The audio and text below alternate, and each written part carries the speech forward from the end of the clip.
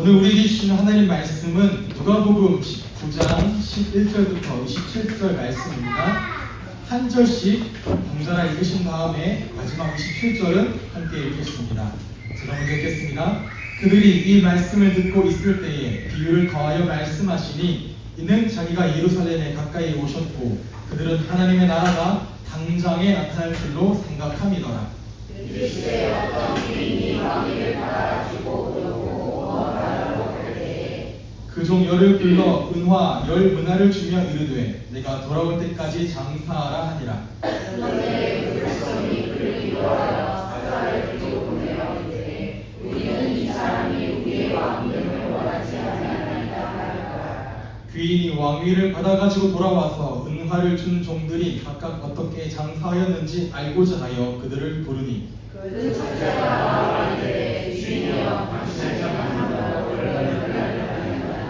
주인이 이르되 잘하였다 착한 종이여 내가 지극히 작은 것에 충성하였으니 10골 권세를 차지하라 하고 그 둘째가 와서 이르되 주인이여 당신을 장하다고 5보다를 연단하였다. 주인이 그에게로 이르되 너도 5골을 차지하라 하고 또 한 사람이 와서 이르되 주인이여 보소서 당신의 장하다가 여기 있나이다. 내가 수건으로 쌓았더니이다.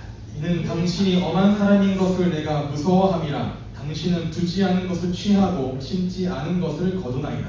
주인이 이르되 악한 종아 내가 내 말로 너를 심판하노니 너는 내가 두지 않은 것을 취하고 심지 않은 것을 거두는 엄한 사람인 줄 알았느냐.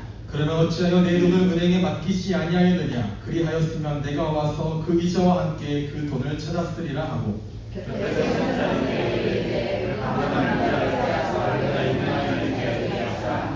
그들이 이르되 주여 그에게 이미 10문화가 있나이다.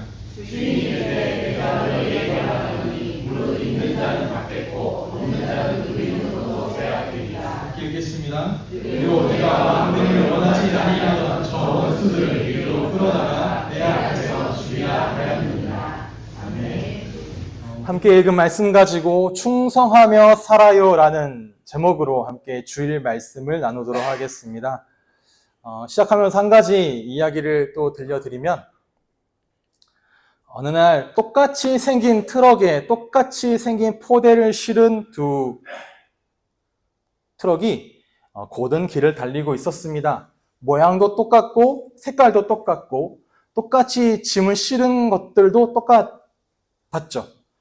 네, 모양은 똑같지만 차에 실린 내용물은 달랐습니다. 한 차는 시멘트를 실었고 다른 한 차는 밀가루를 실었죠.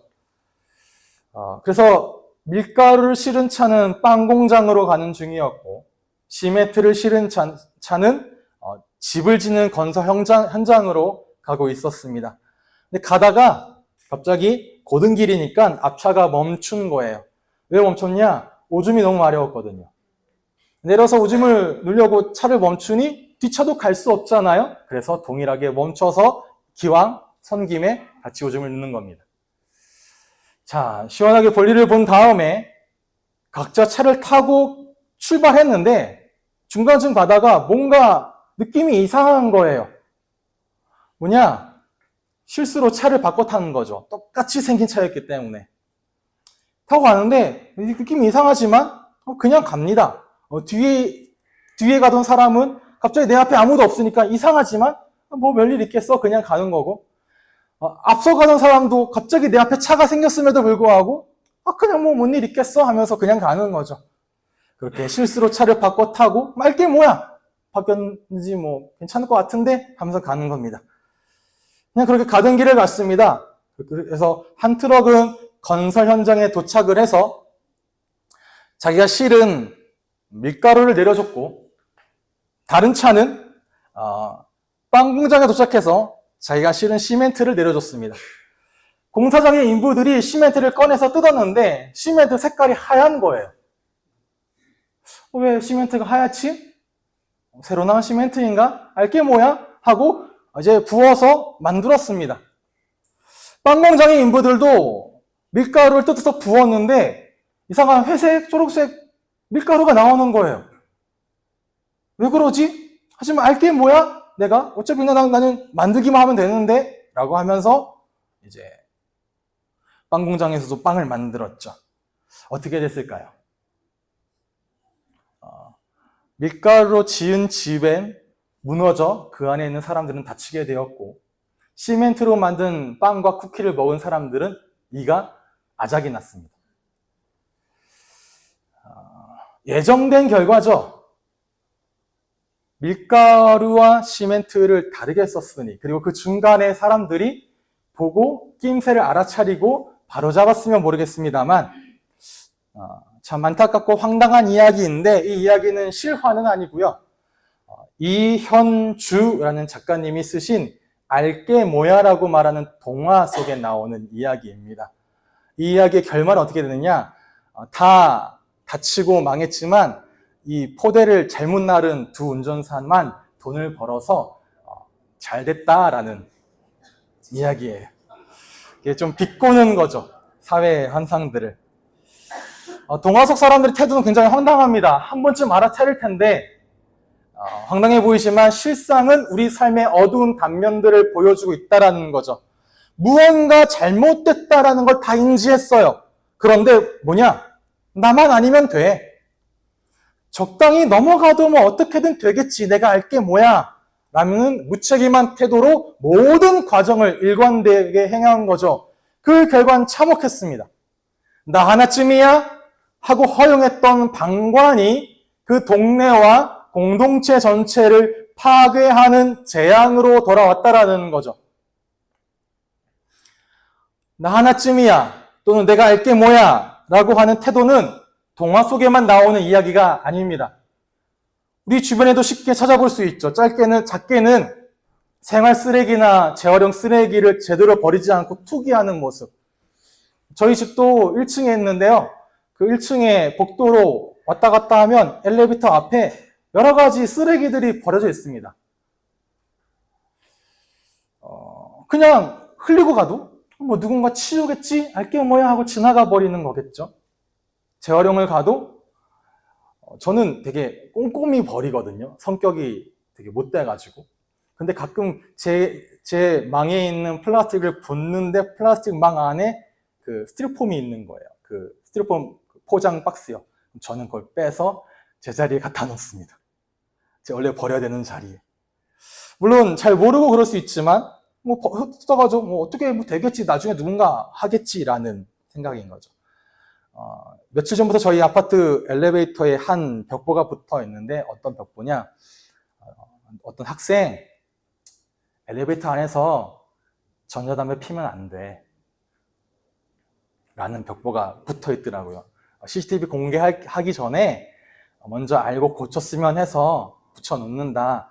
너가 피우는 그 전자담배가 당신의 쾌락을 위해 그런지 모르겠지만 여기는 어린이도 있고 노약자도 있으니 조심해달라라는 벽보를 붙였는데 그걸 엘리베이터 안에서 피는 그 사람, 주차장에 내려가도 담배꽁초 굉장히 많은데 그 사람들은 그냥 뭐 알게 뭐야, 뭐 나 한 사람쯤이야 라는 생각을 가지고 있었겠죠. 뭐 도로에 불법 정차된 차로 인해 소방차가 지나가지 못하는 그런 모습도 우리 많이 보고, 앞차가 됐으니 나도 돼. 내가 나 한 사람쯤 된다고 뭐가 달라지겠어? 라고 하는 모습도 있고요. 이런 작은 모습만이 아니라 어떠한 이런 모습이 어느 단체, 어느 공동체 안에 시스템 속에 다 자리를 잡아서 대형 사회 참사로 이루어졌던 일들을 우리는 많이 보게 되어집니다. 그러니까 전체 시스템 안에 모든 주체들이 나 하나쯤이야 그냥 넘어가도 되잖아. 알게 뭐야 내가. 나 하나쯤이야. 나 같은 사람이 뭐 하면서 방관할 때 어떠한 일들이 일어나는지들을 우리는 알고 있다라는 거죠. 그런데 안타깝게도 우리의 신앙생활에서도 이 알게 뭐야라는 태도가 들어와 있다라는 겁니다. 우리의 주님께서 분명히 우리에게 하나님 나라의 백성이라는 신분을 주시고 그 신분에 걸맞게 각자의 자리에서 감당해야 될 소중한 소명, 사명을 맡기셨음에도 불구하고 우린 자주 그리고 종종 우리의 나태함 또는 방관하고자 하는 그런 마음과 타협합니다. 남들도 다 적당히 하는데 나만 유별나게 신앙인인 것처럼 굴 필요가 있어? 또는 나에게 이 일과 이 선택이 유익을 주는 것도 아닌데 뭐 이렇게까지 애쓸 필요가 있겠어? 이 작은 것 하나? 라고 생각하며 내게 맡겨진 일상의 작은 모습들을, 작은 순간들을 소홀히 대할 때들이 있다라는 거죠. 그런데 생각해 봅시다. 세상의 사람들이 그렇게 행한다 하더라도 하나님 나라의 백성인 우리, 이 땅에 청지기로 보내신 우리마저도 이러한 모습과 이러한 태도로 각자의 가정을, 각자의 일터를, 각자가 세워진 그 공동체와 커뮤니티 안에서 그렇게 살아가고 행하게 된다면 우리가 속한 사회와 우리가 속한 공동체는 그럼 어떻게 되겠습니까? 누가 지킬까요? 누가 바로잡을까요? 그러니까 앞서 동화에서 다뤘던 이러한 모습들이 우리 사회에 더 크게 넘쳐나지는 않겠습니까? 라는 질문인 거죠. 이런 사실을 압니다. 우리 마음의 양심의 소리를, 하나님께서 주시는 그 목소리들을. 그런데 왜 우리는 자꾸 타협하게 됩니까? 지난주 말씀을 통해 다뤘던 것처럼 우리는 우리의 모든 것이 주님의 것이라고 고백하고 그렇게 믿는다고 말하면서도 실제로 내게 맡겨진 삶, 그 시간과 그 재능과 그 관계와 그 책임은 정작 주님의 것으로 여기지 않는다라는 거죠. 그러니 여전히 내 삶의 자리를 대할 때 마주하게 되는 것들이 있는데 그것이 뭘 마주하게 되냐? 이 일을 실패하게 되면 어떡하나? 또는 결과가 내 마음대로 안 따라오면 어떡하나? 성과가 안 나면 어떡하나라는 부담감이 있습니다. 그걸 마주하게 되어지는데 그걸 피하고 싶어져요. 내 거니까. 그래서 내 안전과 내 평안, 내 편안함을 기준으로 문제와 사건, 만남과 가정과 일터의 일들을 계산해 보게 되는 거죠. 그러니 타협하게 됩니다. 맞습니다. 우리 안에는 실패하고 싶지 않은 마음이 다 존재합니다. 작은 일 하나하나에까지 내 삶에 신경을 쓰고 싶지 않은, 내 삶의 시간을 낭비하고 싶지 않은 마음도 있습니다. 가뜩이나 골치 아픈데 이 작은 일까지?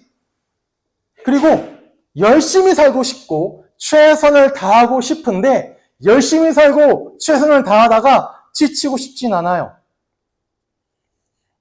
또 누군가는 내게 주어진 일들을 아주 잘 감당하고 싶은데 결과가 보이지 않아요.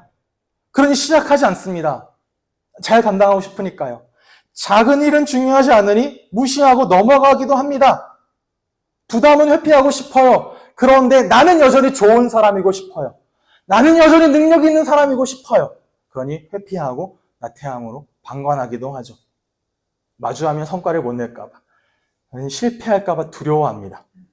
그래서 잠시의 내 마음의 안전과 몸의 안녕을 위해 나를 보호하거나 주어진 상황을 회피하고 결국 하나님이 우리에게 맡겨진 사명들을 땅에 묻어두는 거죠.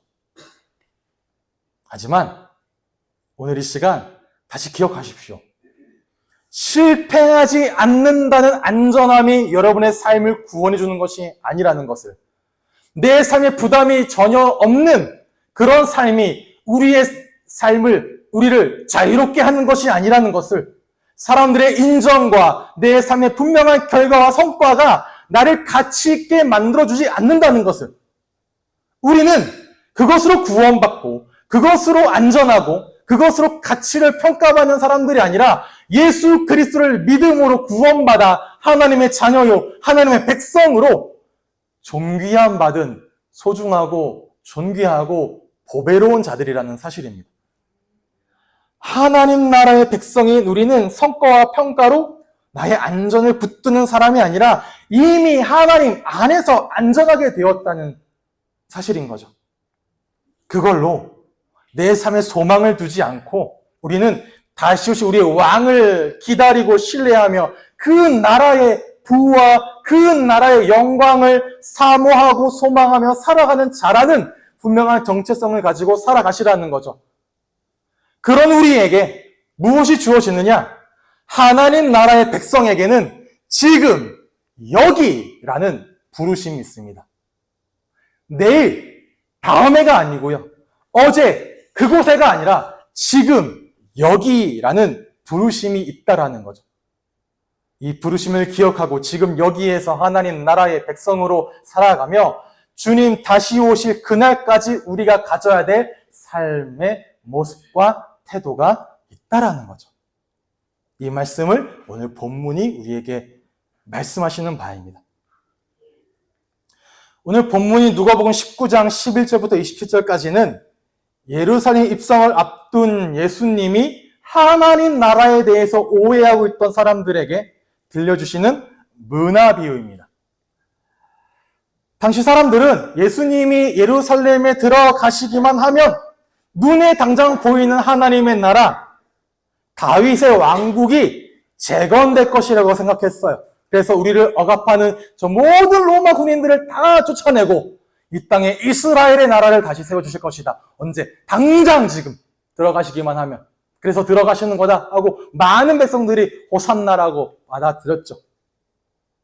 그런데 그러한 나라를 기다리는 사람들에게 예수님은 왕위를 받으러 먼 나라로 떠나는 귀인의 이야기를 통해서 제자들에게 그 나라를 바라는 사람들에게 기다림의 시간에 대해서 이야기를 하세요.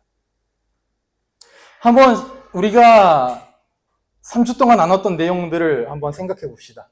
왼편에 보시면 빨간색으로 하나님 나라의 백성이에요 라고 되어 있죠. 우리의 정체성에 대해서 나눴습니다. 그 옆에 보시면 내 재물만이 아니라 내 모든 것은 하나님의 것이에요 라고 함께 나눴죠. 이걸 통해 우리의 삶의 주도권이 누구에게 있는지에 대해서 바라보게 했습니다. 그럼 3과가 충성하며 살아요인데, 자, 이제 우리는 예수님의 기다리는 종으로서 주님이 다시 오실 때까지 우리가 삶에서 가져야 할 태도와 책임이 무엇인지를 가르친다라는 거죠. 자, 우리의 정체성을 알았습니다. 하나님의 주권을 고백했습니다. 그러면 주님이 다시 오실 그날까지 우리는 충성함으로 삶에서 구체적인 열매를 맺어가는 삶을 결단하시라는 거죠. 다 함께 이 내용을 기억하시면서 12절과 13절 함께 읽어보겠습니다. 시작.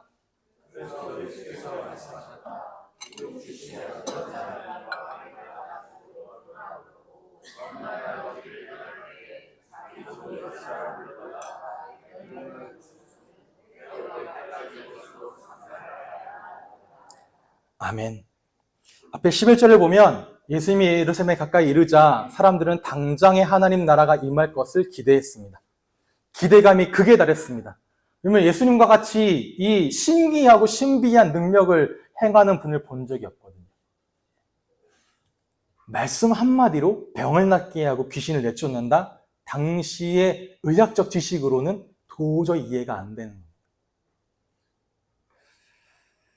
그들은 이런 능력 있는 예수님이 예루살렘에 입성하기만 하면 로마의 군인들을 다 쫓아내고 눈에 보이는 강대한 다윗 왕국을 다시 한번 이 땅에 임하게 하실 것으로 굳게 믿고 있었어요. 근데 이것은 하나님 나라에 대해서 오해하는 거죠. 그 나라 안에 함께 가는 공동체 원인 백성들이 감당해야 될 책임 있는 기다림, 책임 있는 과정은 고려하지 않았던 겁니다. 예수님이 이러한 기대를 바로잡기 위해서 말씀하시는 것이 열문화 비유입니다. 비유를 통해 주인이 왕위를 받기에 먼 나라로 떠나는 것처럼 하나님 나라가 지금 당장 이루어지지는 않을 거야 라는 거죠. 일정한 기간이 소요될 것이다 라는 이야기입니다. 다시 돌아오실 때까지, 왕으로 오실 때까지. 그래서 주인이 자리를 비우는 이 주인의 공백 시간은 어쩌면 종들에게는 테스트의 시간이기도 해요. 주인이 떠나기 전에 10명의 종을 부릅니다. 그리고 10문화, 즉 한 종에게 한 문화씩을 맡기면서 명령하죠.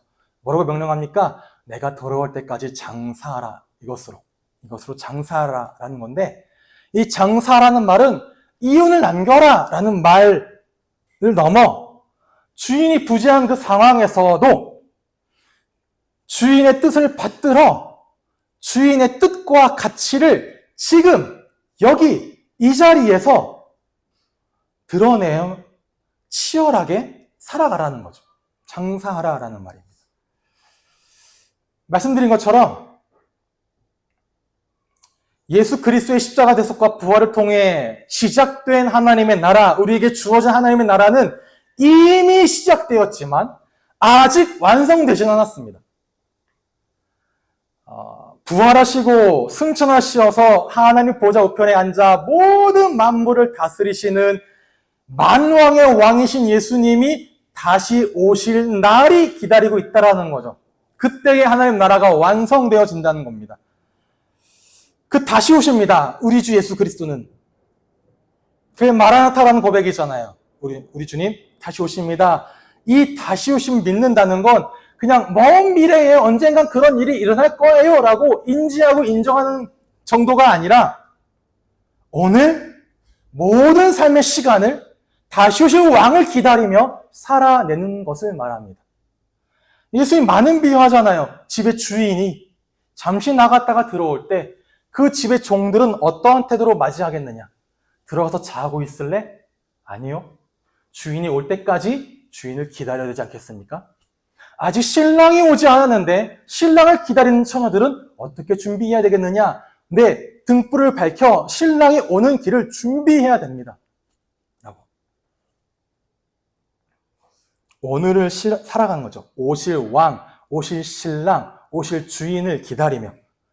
그래서 믿음이란 나의 왕이 반드시 다시 오십니다를 고백하는 게 믿음이고요.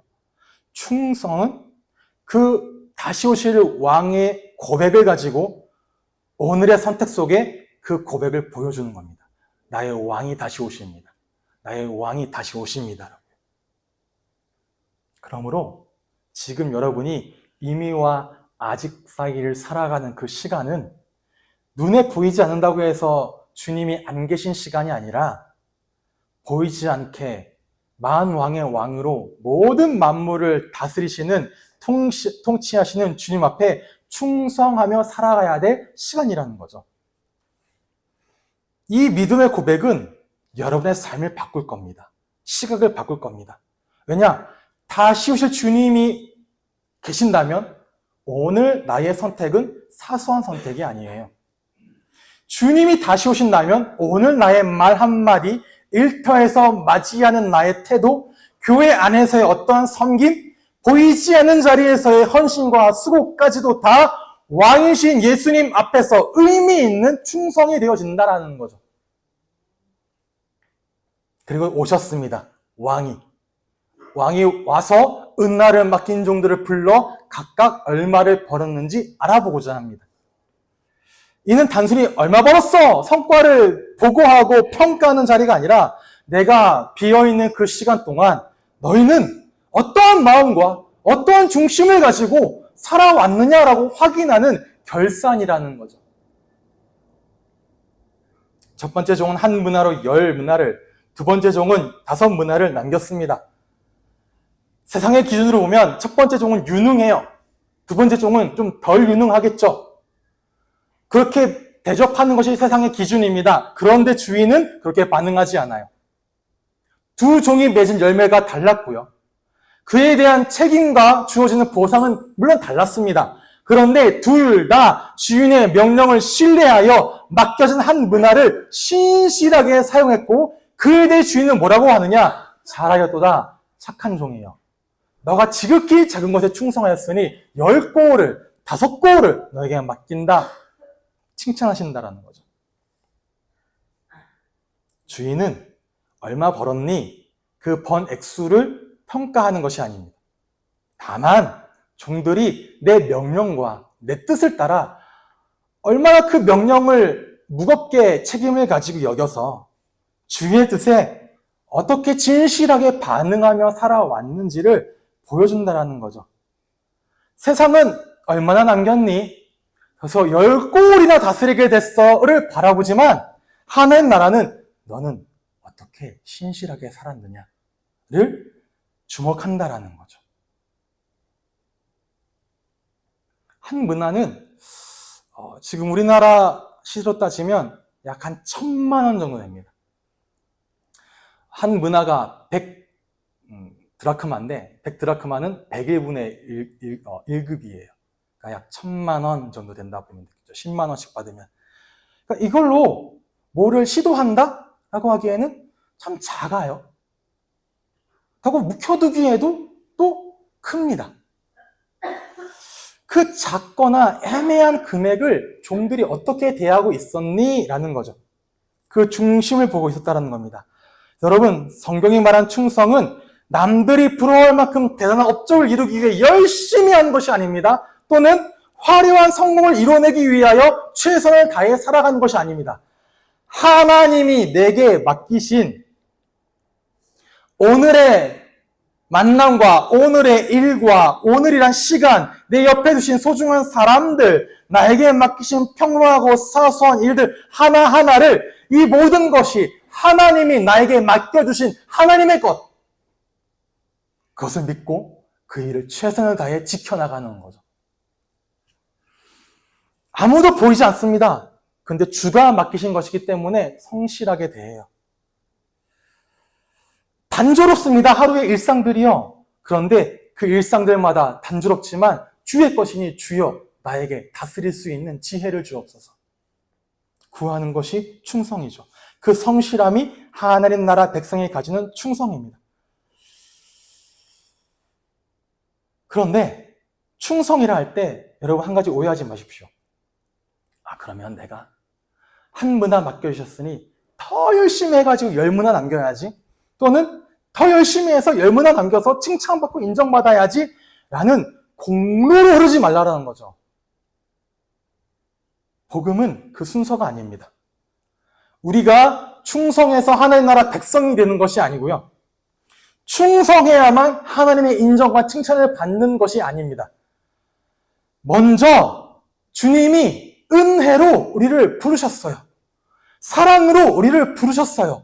은혜로 사랑으로 부르신 우리에게 하나님 나라의 백성이라는 신분을 주시고 하나님 나라의 자녀라는 정체성을 주셨기 때문에 우리가 충성하는 겁니다. 순서가 다르다는 거죠. 충성해서 백성 되는 것이 아니라 백성이 되었기에 충성한다는 것. 은혜 받은 자로서 충성하게 되는 것입니다. 그리고 더 중요한 건 나의 충성 이전에 누구의 충성이요? 그리스도의 충성이 있었다라는 거예요. 예수님께서 하나님이 맡기신 그 구원의 일을 이루기까지 아버지, 제발 이 잔을 내게서 거두어 주옵소서. 하실 수 있다면 피하게 해주옵소서. 기도할 때 마지막에 뭘 하십니까? 아버지요, 내 원대로 마시옵고 아버지의 원대로 되기를 원합니다. 예수님이 먼저 순종하셨고 예수님이 먼저 충성하셨습니다. 그리고 세상의 눈에는 뻔히 보이는 실패입니다. 안정되지 않는 길입니다. 그 십자가의 길을 끝까지 충성되이 걸어가셨죠. 그 예수님의 충성이 우리의 구원과 안정과 자유의 근거가 되어집니다. 그래서 우리의 충성은 구원을 얻기 위한 조건이 아니라 그리스도의 충성으로 구원받은 백성이 고백하게 되는 감사인 거죠. 그 믿음의 열매가 되는 거죠. 그리고 주님은 결과를 따지지 않습니다. 10문화, 5문화, 2문화, 설령 1문화. 잘했어 란 칭찬은 10문화를 남긴 종만이 아니라 5문화를 남긴 종에게도 주어졌고, 제가 생각하건대 1문화를 남긴 종이 1문화를 남겼어도, 또는 그 1문화를 남긴 종이 다 잃어버렸어도 하셨을 칭찬입니다. 하나님 나라에 중요한 건 비교해서 얼마나 전도 많이 했어, 얼마나 헌금 많이 했어, 얼마나 기도 많이 했니, 얼마나 성실하게 잘 살았니가 아니라 내게 맡겨진 것에 대해서 어떻게 신실하게 반응했느냐라는 거죠. 그런데 1문화 남긴 종은 왜 책망을 받았습니까? 이 종은 앞에 있는 종들과는 좀 다르죠. 다른 모습을 보입니다. 주인이 받은 1문화를 당당하게 꺼내 놓아요. 그러면서 말합니다. 보세요, 당신이 맡긴 1문화가 이것 그대로 남아있습니다. 아무것도 하지 않은 채 그냥 방치에 묻어뒀다라는 거죠. 주인의 명령, 장사해라 라는 명령은 내 안중에는 없고요. 자기 생각과 자기 기준에 따라 이거 잃어버리면 안 돼 라고 무책임하게 방관했습니다. 왜냐? 주인에 대해서 오해했기 때문에 그래요. 주인 형이 뭐라 말합니까? 당신은 야무지다, 엄한 사람이다. 그래서 맡기지 않은 것을 찾아가는 걸 내가 보았다. 그리고 심지 않는 걸 거두는 모습도 내가 보았다. 나는 당신이 무서워서 그냥 이거 그대로 보관하고 있었다. 라고 말하죠. 그러니까 주인을 인색하고 무서운 독재자처럼 오해하고 있었던 겁니다. 그래서 주인의 마음을 기쁘게 하는 선택보다는 손해봐서 책망받으면 안 되니까 이거 그대로 두자. 였던 거죠. 주인을 향한 왜곡된 시선이 그를 아무것도 못하게, 방치하게, 방관하게 했습니다. 그런 종을 향해 주인은 책망하죠. 악한 종아 라고요. 종은, 이 종의 문제는 무능력함이 아닙니다. 무기력함도 아닐 거예요. 이 사람은 원금 그대로 가져왔습니다. 잘했잖아요. 그런데 악한 종이라 합니다. 왜냐? 주인의 뜻을 신뢰하지 않았고 맡겨진 것을 주인의 뜻과 목적대로 쓰지 않았습니다. 더 나아가 주인을 엄한 사람처럼 오해하고 있었죠. 주인에 대해 오해를 하고 있었던 겁니다. 만일 우리도 하나님 나라의 백성으로 충성하지 못한다면 그 이유는 우리가 무능력해서가 아니에요. 우리가 게을러서도 아닙니다. 또는 우리가 성의 없이 대해서도 아닐 겁니다. 이 종처럼 하나님에 대해서 오해하고 있어서 그래요. 또는 세상에 대해서 하나님보다 더 두렵게 여기는 거죠. 지금 때가 아니야. 괜히 나섰다가 상처받으면 어떡해? 실패하면 어떡해? 그렇게 내가 그렇게 인이 쳐져서 아예 제껴지면 어떡해? 라는 두려움으로 내게 주신 사명을 꽁꽁 싸매고 두고 있는 거죠. 또는 괜히 했다가 실패하면 어떡하지? 내가 한다고 뭐가 달라지겠어? 나 하나쯤이 거둔다고 뭐가 변화되겠어? 작은 일인데 이것까지 그렇게까지 해야 되나? 나중에 시간이 생기고 여유가 생기고 마음이 좀 편안해지면 그때 좀 하자라고 하면서 묻어둔 겁니다. 이런 모습이 세상은 신중하다고 할 수 있겠죠. 그런데 하나님을 신뢰하지 못하는 변명이죠. 실패하려고 아무것도 하지 않는 것이 안전해 보이지만 주님 앞에서는 맡겨두신 것을 그냥 나에게 묻어두고 있는 것이 안전한 게 아닙니다. 우리는 하나님을 자꾸 나에게 부담스러운 짐을 주고 내가 원하지 않는 사명을 주고 소명을 줘서 하나님 나라에 뭔가 좀 이득을 올리게 하려는 그런 무서운 분이 아니죠. 부담스러운 분이 아닙니다. 그래서 실패하면 책망하고 화내고 진노를 하는 그런 분이 아닙니다. 나에게 무거운 짐을 맡겨서 나를 고통스럽게 하는 그런 하나님이 아니라는 거죠. 그렇게 오해하니까 내게 맡겨진 짐들을 묻어두는 거예요. 복음은 하나님이 그런 분이 아니심을 우리에게 말씀하십니다. 예수님은 우리의 실패를 아세요.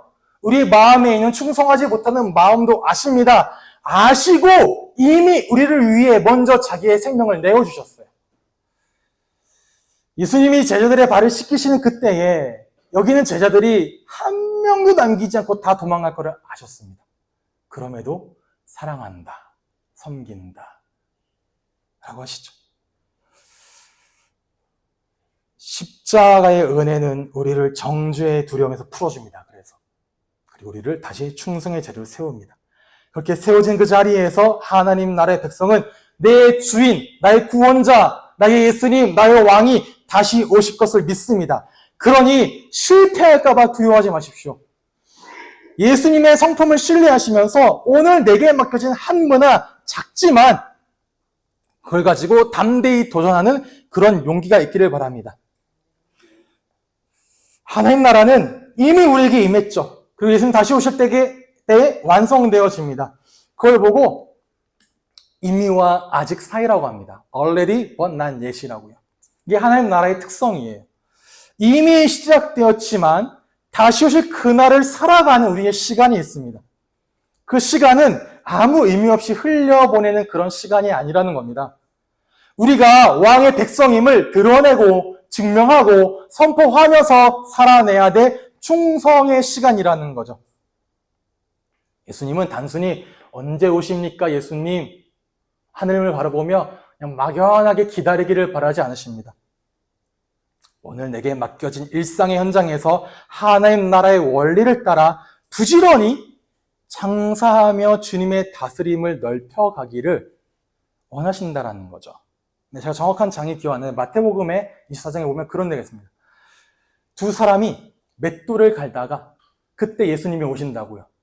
한 사람은 올라가고 한 사람은 남는다고요.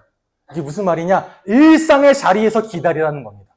특별한 자리, 어디 올라가서 산에서 다시 오실 때까지가 아니라 너의 일상의 자리에서 그 삶에 최선을 다하는 작은 일에 충성하는 모습으로 기다리라는 거죠.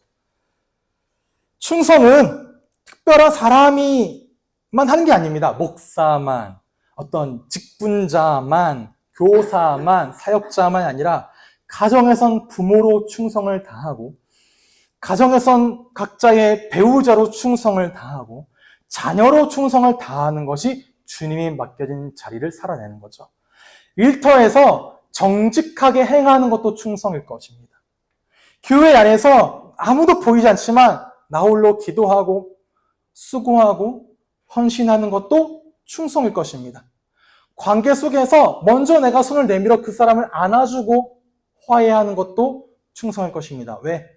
주님이 맡기신 사람, 주님이 맡기신 관계니까요.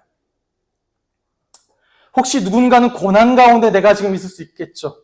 그래서 그 고난이 혹시 내가 주님께 충성을 다하지 않아서 생긴 게 아닌가라는 생각도 들 겁니다. 아니요. 충성의 실패로 고난에 놓여진 게 아니라 그 고난에서 충성되이 살아가라는 겁니다. 그 자리에서 낙심하지 않고 주님을 신뢰하는 것이 또 충성입니다. 또는 목사님, 나는 지금까지 내게 맡겨놓은 것을 그냥 묻어두고 있었습니다. 개의치 않고 그냥 치워두고 있었습니까? 라는 마음이 드십니까? 네. 그런데 그런 불충을 이미 아시고 이미 먼저 충성을 다하신 그리스도를 붙잡고 다시 내가 맡겨둔 것을 꺼내어 내어드리는 거예요. 주님, 내가 묻어뒀는데 이거 꺼내어 다시 맡겨드립니다라고요. 그게 충성의 시작이라는 거죠. 그러니 매일마다 물어보십시오. 기도하십시오. 구하십시오. 주님, 예수님, 오늘 나에게 맡기신 한 문화는 무엇입니까? 저 사람입니까? 이 일입니까? 이 관계입니까? 이 사건입니까? 이 행사입니까? 그럼 그 자리에서, 오늘 그 자리에서 내가 주께 충성을 다한다는 건 무엇을 의미합니까? 그러면 선생님께서 내 마음과 생각과 말과 행동을 다스리셔서 내게 주신 그 뜻을 따라 충성을 다하여 행하게 하옵소서. 나를 도와주소서. 그 기도를 우리는 해야 된다라는 거죠. 여러분 선택하셔야 됩니다. 주님을 믿겠다는 자리에 앉아 있지만 하나님 나라의 부르심에는 아무런 기대가 없어요. 그냥 의무감으로 하루하루를 살아갑니다. 크리스천으로 그냥 났으니까, 믿었으니까 라면서 그렇게 하루하루를 그냥 방관하고 또는 견뎌내는 그런 신앙으로 주 앞에 서시겠습니까? 아니면 내게 맡겨진 한 문화를 주님이 내게 주신 기회로 알고 오늘의 현장에서 왕의 통치가 임하는 자리로 삼아 나가시겠습니까? 이 고백 앞에 기억하십시오. 다시 한번. 여러분의 충성은 불안에 떠는 종의 몸부림이 아니라는 것을. 실패하지 않아야만 돼. 그래야만 사랑받을 수 있어. 인정받을 수 있어. 그래야만 존귀할 수 있어라고 하는 그런 두려움에서 나오는 충성이 아닙니다. 충성해야 인정받고 충성해야 사랑받지 않는다고요.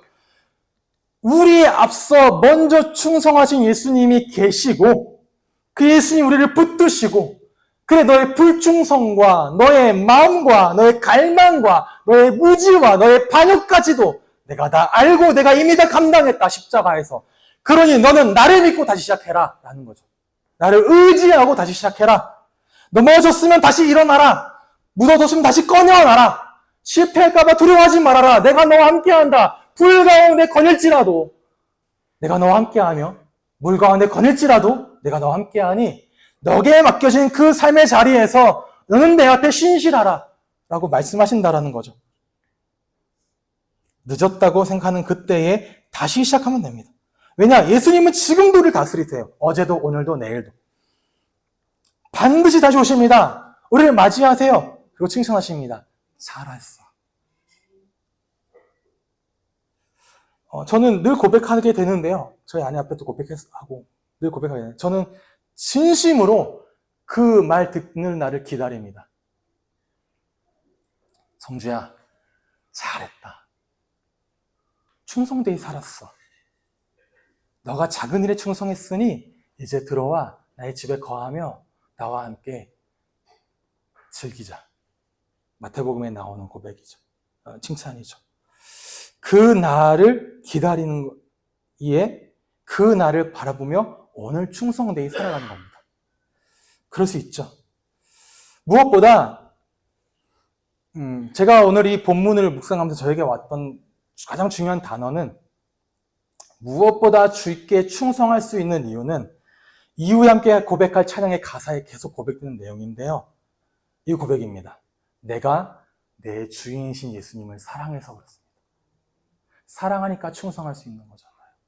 그 예수님의 삶과 그 성품과 그 다스림과 그 구원하심이 내게 너무나 기쁘고 사랑하기에 우리는 충성되게 살 수 있는 거죠. 그러니 내 사랑하는 주님이, 내 사랑하는 신랑이, 내 사랑하는 왕이 다시 오실 그때까지 그 시간을 막연하게 기다리는 것이 아니라 맡겨진 것에 충성하는 시간으로 나를 사랑하신 그 은혜 안에서, 나를 부르신 그 은혜 안에서 오늘 나에게 주어진 모든 상황과 자리마다 믿음을 지키며 살아가는 은혜가 있기를 바랍니다. 이 믿음을 가지고 다 함께 고백합시다. 시작. 나는 주님이 다시 오실 때까지 충성하며 살겠습니다. 그래서 주님 다시 오실 그날 잘하였도다 착하고 충성된 종아라는 그 감격스러운 칭찬을 듣는 우리 교회가 다 되시기를 주님의 이름으로 축복합니다.